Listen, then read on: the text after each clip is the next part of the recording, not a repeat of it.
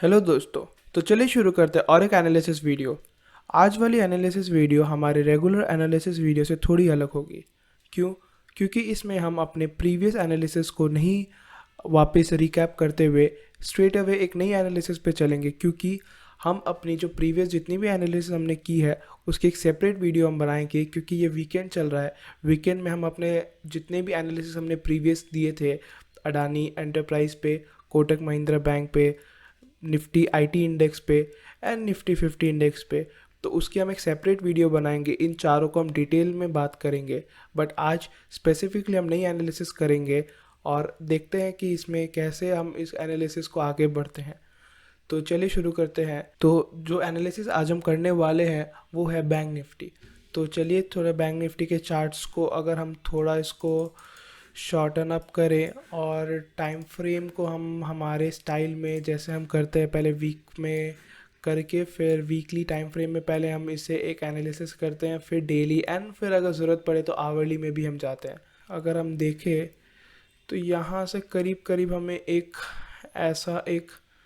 Support बनते हुए नज़र आता है।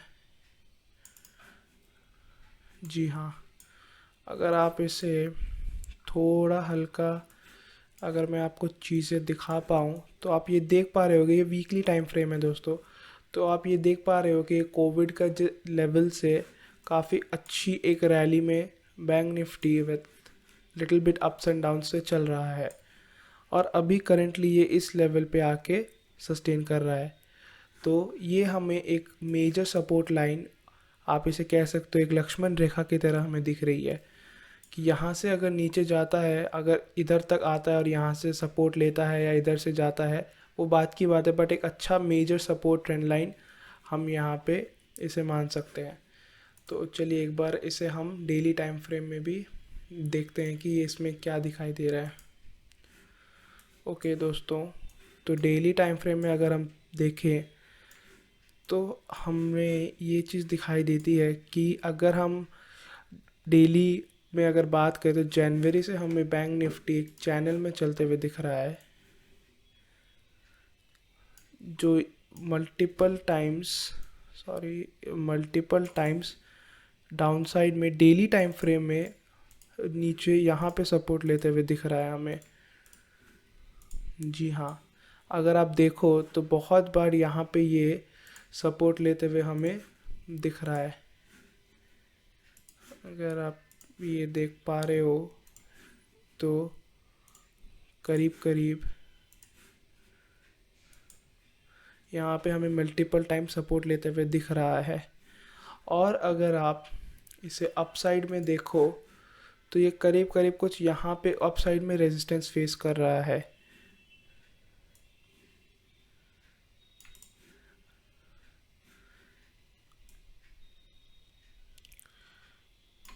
काफ़ी ज़्यादा बार ये ऊपर से रेजिस्टेंस फेस किया है।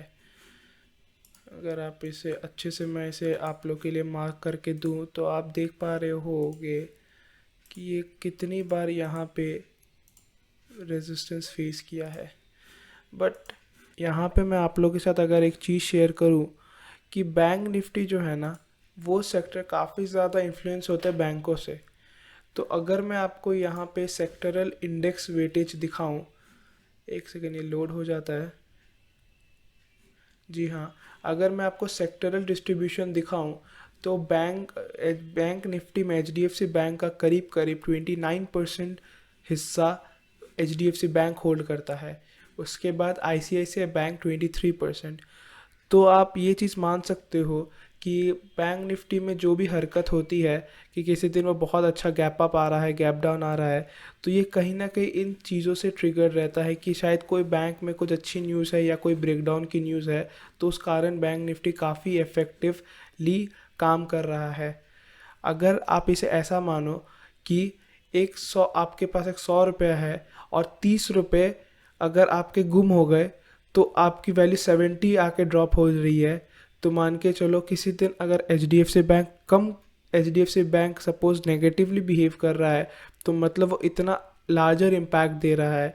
और आईसीआईसीआई बैंक भी अगर उसमें आप उसका साथ जोड़ दो तो मान के चलो कि 29 और 23 लगभग लगभग आपके 43-44% अगर बन जाते हैं तो 44% ये दोनों बैंक निफ्टी में होल्ड करते हैं, जो सेक्टर को नीचे खींच रहे हैं। तो ये वैल्यू मैं आपको क्यों बता रहा हूँ कि अगर आप यहाँ पे चार्ट में देखो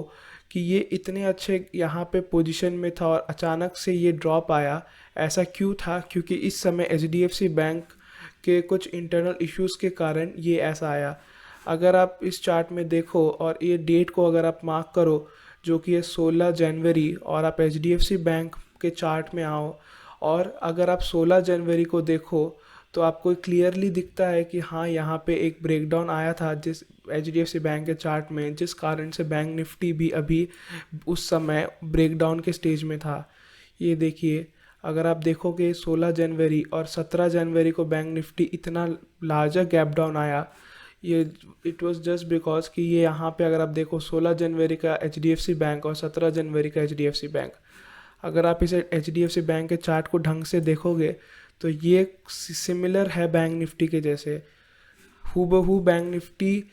कह सकते हैं कि थोड़ा एचडीएफसी चार्ट के जैसा लगता है। यहाँ पे एचडीएफ बैंक निफ्टी एक चैनल में फंसा हुआ है और एचडीएफसी बैंक को भी कहीं ना कहीं एक चैनल में फंसा हुआ है। अगर आप नीचे से यहाँ पे अगर मैं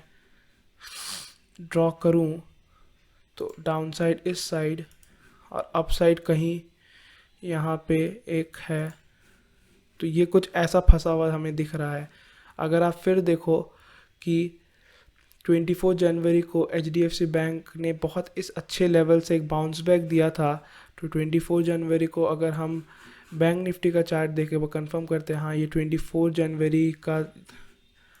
प्राइस है, और यहाँ पे अगर हम 24 जनवरी को देखें तो ये आप देख सकते हो कि बैंक निफ्टी भी उस दिन काफ़ी अच्छा सेम टाइप की कैंडल बनी है। तो आप ये देख पा रहे होगे, इसको मैं थोड़ा और आपके लोग के लिए जूम कर देता हूँ। ये आप कैंडल देखो 24 जनवरी की और एचडीएफसी बैंक के 24 कैंडल देखो आप, तो इसका मतलब कि एचडीएफसी बैंक ने इतने अच्छा मूव दिया है और बैंक निफ्टी में भी आपको अच्छी मूव उस दिन आते हुए दिखी है। मैं ये नहीं कह रहा हूँ यहाँ पे कि आप ब्लाइंडली एचडीएफसी बैंक को देखो, बट कहीं ना कहीं एचडीएफसी बैंक बहुत अच्छा एक वेटेज होल्ड करता है बैंक निफ्टी के मूवमेंट पे। तो कभी भी आप कुछ भी बैंक निफ्टी में अगर आप ट्रेड कर रहे हो तो प्लीज़ एक बार एचडीएफसी बैंक, आईसीआईसीआई बैंक और यहाँ पे अगर आप देखो एसबीआई, एक्सिस, तो आप मेजरली अगर ये 3-4 बैंकों को एक बार उनका चार्ट देख लो और उसके बाद अपना कोई भी डिसीजन बनाओ। तो ये रही बात, एक छोटा सा तो ये रही बात, बस एक छोटा सा मेरे को आप लोग को ये चीज़ बतानी थी। अब हम वापस अपने चार्ट में आते हैं और एक और अगर आपको एग्जांपल मैं उसके बारे में बताऊं, अगर आप यहाँ पे देख पा रहे हो कि 6 मार्च को ये बैंक निफ्टी ने उस समय का ऑल टाइम हाई मारा था, और आप एचडीएफसी बैंक को देखो तो 6 मार्च को कहीं ना कहीं इसने भी कुछ उस टाइम का अपना ऑल टाइम हाई से हल्का सा ही दूर था, ये कि कहीं ना कहीं not all time high but एक अच्छा स्विंग इसने बनाया था कि ये इस लेवल से इस लेवल के स्विंग में आया था और बैंक निफ्टी तब काफ़ी अच्छा रिकवर कर गया था। तो आज जो बैंक निफ्टी कहीं ना कहीं चैनल में फंसा हुआ है, मेन रीज़न कहीं ना कहीं ये बैंक्स ही है, और ये बैंक्स ही इसे ऊपर या नीचे ले जाने के लिए फेवरेबल है। तो रही बात, हम अभी अपने इलेक्शंस जो एकदम मेन हम लोग के माथे में एक टेंशन से आ रखे कि क्या होगा क्या नहीं, तो हम एक लाइन यहाँ पे एक डेडलाइन जैसा बना देते हैं कि यहाँ तक हमें समझना है कि यहाँ तक क्या हो सकता है। तो इसे एक हमारा फाइनल पॉइंट समझ के आज के एनालिसिस हम फर्दर यहाँ पे चालू करते हैं। तो फर्दर एनालिसिस में हमें यही दिख रहा है कि ये एक अच्छा इंट्राडे सपोर्ट है यहाँ पे बैंक निफ्टी के लिए, कि जो कि लगभग अगर आप देखो तो 47,200 47,300 में काफ़ी अच्छे पुट राइटर्स है जो काफ़ी अच्छे इसे होल्ड करके रखे हैं।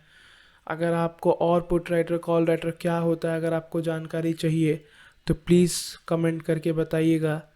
हम ज़रूर एक वीडियो बनाने की कोशिश करेंगे उस पर। तो हमें काफ़ी अच्छा एक ट्रेंड लाइन का सपोर्ट हाल फिलहाल में दिख रहा है। यहाँ पे हम 2-3 केस इमेजिन कर सकते हैं कि कल के दिन हमें कहीं ना कहीं कुछ यहीं पे कुछ हरकत होती हुई दिखाई दे और काफ़ी अच्छा टाइम स्पेंड यहीं पे करता हुआ दिखाई दे, और यहाँ से एक सपोर्ट लेके बैंकों का हाल देख के कि बैंक कैसा कर रहे हैं, HDFC, ICICI, तब हम एक अपसाइड की एक मूव पॉसिबल हो सकती है। और कहीं अगर ये थोड़ा सा गैप डाउन भी हो जाए कि नहीं यहाँ पे इस लाइन के नीचे ट्रेड कर रहा है, तो कहीं ना कहीं हमें अपना फर्स्ट टारगेट कहीं करीब करीब 46,500 में दिख रहा है कि अगर इस लाइन के नीचे ये अगर एक दिन बिताए, कैंडल क्लोज होनी चाहिए। ऐसे नहीं कि जस्ट आया 2 मिनट रुका और फिर आप यहाँ पे शॉर्ट कर रहे हो अपने पोजीशंस को। हमेशा कैंडल को वेट करिए, कैंडल क्लोज होए, थोड़ा सा यहाँ पे टाइम स्पेंड करें, फिर अगर ये ड्रॉप डाउन हो रहा है तो हमें एक अच्छा डाउनफॉल देखने मिलेगा। बट बहुत समय क्या होता है कि यहाँ पे एक अच्छा ऊपर का ब्रेकआउट दिखा के और ये एक फॉल्स ब्रेकआउट जैसा बिहेव था और एक काफ़ी अच्छा डाउनफॉल हमें दिखा है। तो कुछ ऐसा यहाँ पे भी हो सकता है कि यहाँ पे आपको लगे कि ब्रेकडाउन हो गया है और फट से ये ऊपर निकल जाए। तो एक बार थोड़ा सा इस लेवल पे जब भी सपोर्ट एंड रेजिस्टेंस के एकदम क्लोज लेवल पे आ जाते हैं तो वहाँ पे थोड़ा वेट करके हमें देखना पड़ता है कि सब सिचुएशन कैसी है, बैंक्स कैसे कर रहे हैं, सेंटिमेंट्स कैसे हैं बाकी सेक्टर्स के, मोस्टली ग्लोबल सेक्टर्स के सेंटिमेंट कैसे है, तो वो लेके हम यहाँ पे आगे ट्रेड करेंगे। तो बात रही कि आगे हमें क्या दिख रहा है, आगे हमें फ़िलहाल इस लेवल पे हमें कल का सेशन, मंडे का सेशन काफ़ी इंपॉर्टेंट है कि क्या यहाँ पे अच्छी तरह इस लेवल पे इस ट्रेंड लाइन पे होल्ड कर रहा है। अगर अच्छी तरह होल्ड कर रहा है तो हमें फिर ट्यूसडे का वेट करना होगा कि अच्छा मंडे को इसने इस लाइन के ऊपर किया और ट्यूसडे को ही कैसे ट्रेड कर रहा है। अगर ट्यूसडे को मंडे का हाई क्रॉस होता है तो एक अपसाइड वापस इस चैनल तक हमें दिख सकता है। और अगर मंडे को ही ये इस ट्रेंड लाइन को तोड़ता है और नीचे तरफ ट्रेड करते हुए दिखता है तो हमें एक डाउनसाइड का पहला टारगेट हमें करीब 46,570 का बनते हुए दिख सकता है। और डाउनसाइड में काफ़ी जगह है इसको फ्री फॉल होने की, और विथ स्मॉल टारगेट्स कि पहला 46,500 और उसके बाद अगर हम एक और टारगेट देख पा रहे हैं तो वो हमें दिख रहा है 45,800 का, कि हम यहाँ तक के लिए फॉल होते हुए देख सकते हैं। और बट अगर ये यहाँ पे फॉल नहीं होता है, अपसाइड में ही रहता है, इस ट्रेंड लाइन को, इंट्राडे ट्रेंड लाइन को अगर ये कहीं भी ब्रेक नहीं हो रही है तो एक हमें अपसाइड यहाँ तक जाते हुए दिख रही है। रही बात कि इलेक्शन तक ये क्या हो सकता है, इलेक्शन तक हमें यही दिख रहा है कि ये वाले ट्रेंड लाइन का पहले ब्रेकडाउन या इसके सपोर्ट